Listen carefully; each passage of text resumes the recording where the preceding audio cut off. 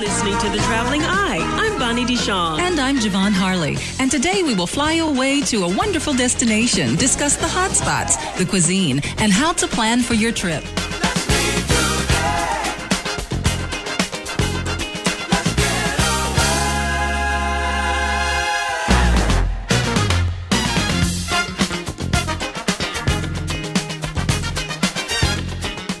Bom dia! The Traveling Eye is in Rio de Janeiro, Brazil. Rio is such a magnetic city. It's so full of life that as soon as you leave, you really want to return. The home of Christ the Redeemer statue, that iconic figure that is symbolic to Rio. Sugarloaf, the Twin Peak Mountains with excellent views. The beautiful beaches, the nightlife.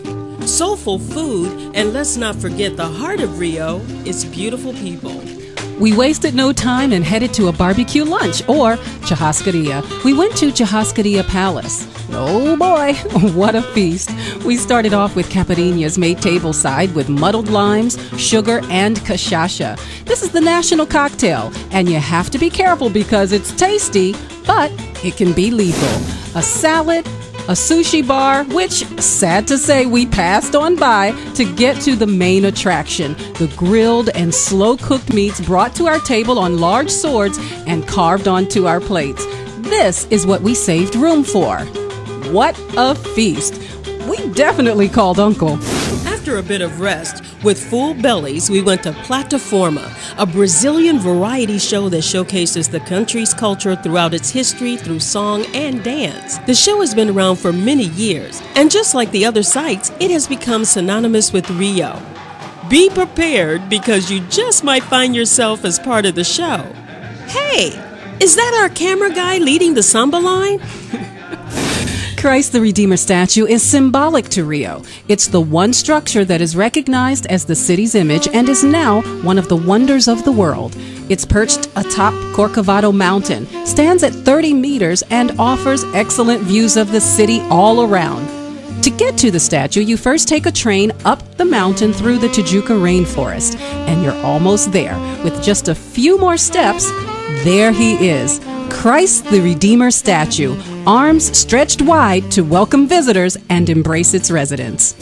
After our visit to Corcovado, we couldn't wait to come down and put our feet in the sand, so we headed to the second most popular beach in Rio, Ipanema. Ipanema is said to be where the chic and the beautiful people hang out. Well, what do you think? Do we fit in? Hey guys, we're here on Ipanema Beach, and one of the best things to do, see what just happened to me after you've been on the beach, is come to one of the stands and get a fresh coconut. I mean, the coconut water is delicious. Cheers! Okay, Bonnie, I don't know about you, but I've worked up quite an appetite. Me too. You know what time it is? Foodie alert! Our taste buds led us to Casa de Feijoada, a quaint restaurant in the Ipanema area for some, well, feijoada. Now tell us the history of feijoada. The feijoada is coming from the time of the slaveries in the 18th century. When they have the big farms of sugarcane here, they bring a lot of African slaves to Brazil. And they only receive the rest of the part of the pig when they kill the pig, and they cut the ears and the tail, and they give for the slaves, like, okay, you eat like this. And but they have the beans, and they have also the mandioca. So they mix all, and they made our national dish, feijoada. When you come to Rio, you have to take in the nightlife and do a little bossa nova. That's right, so we're coming to the place to be, which is Vinicius, for a little bit of bossa nova and to hear one of the most famous bossa nova performers, Maria Crueza. Ipanema is not only where the beautiful people hang out, it's where beautiful music is made. Sem razão de ser, na rotina dos bares que apesar dos pesares.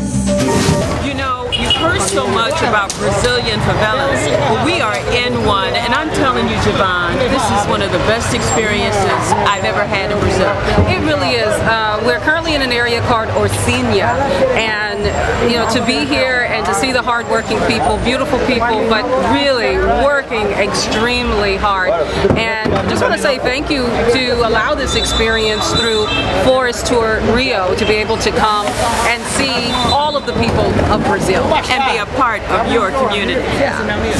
We first met Mary, a local woman and artist who creates jewelry and crafts with recycled materials and paints her daily environment on canvas.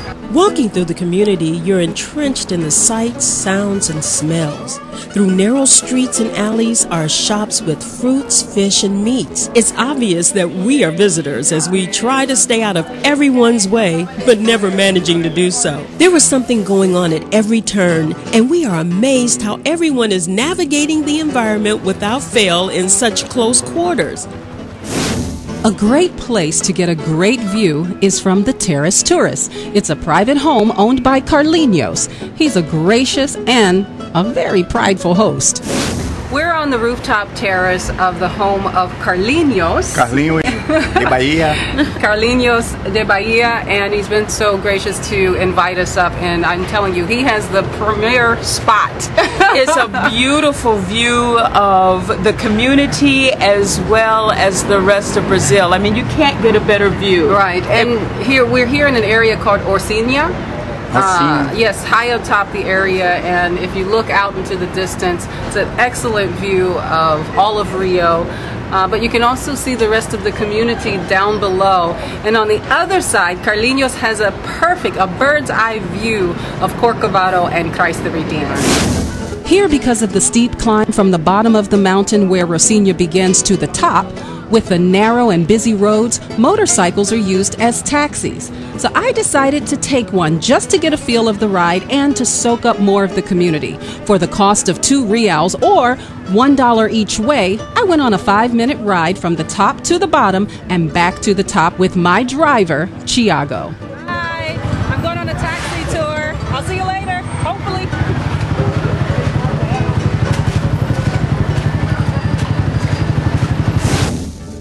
Rio has a lot of highs and lows. In altitude, that is. We're off to another vantage point high above Rio, the Twin Peak Mountains.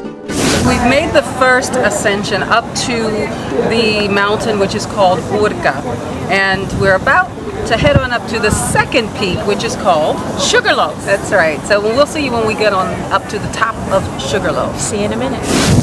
For some great nightlife, go to Lapa. It's an area in downtown Rio where the locals hang out. On the weekend, some of the streets are closed to vehicular traffic.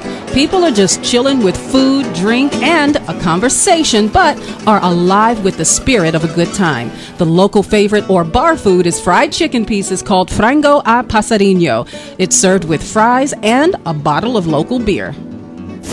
Now, there are some things you do that really make you feel alive, and jumping off of a mountain is one of them. So we went to the top of Pueblo Bonita for a bit of hang gliding. It's a very busy process of gearing up and watching the guys set up the gliders. There's several gliders ready to go and daredevils ready to take the leap, and I'm one of them. The views are so beautiful, you actually forget what you're about to do. I approach the platform and begin to fly.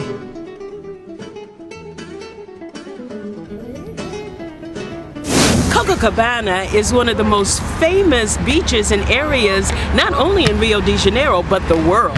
And not only is it one of the most famous, but it is the oldest and the first beach here in Rio de Janeiro. So I'm sure when you come to Rio, you'll probably be staying right here on Copacabana. That's what we did. Our hotel, the Windsor Excelsior, is perfectly located in the middle of Copacabana area. As a matter of fact, most of the hotels in Rio line Copacabana and Avenue Atlantica. The beach scene is second to none, complete with Brazilian beauties and their bums. And its sidewalk, with the distinctive wave pattern, is recognized around the world. Rio de Janeiro. Beautiful, Soulful. playful, Delicious. and adventurous. To sum it all up, Tudo bem! In Portuguese, that means everything's fine.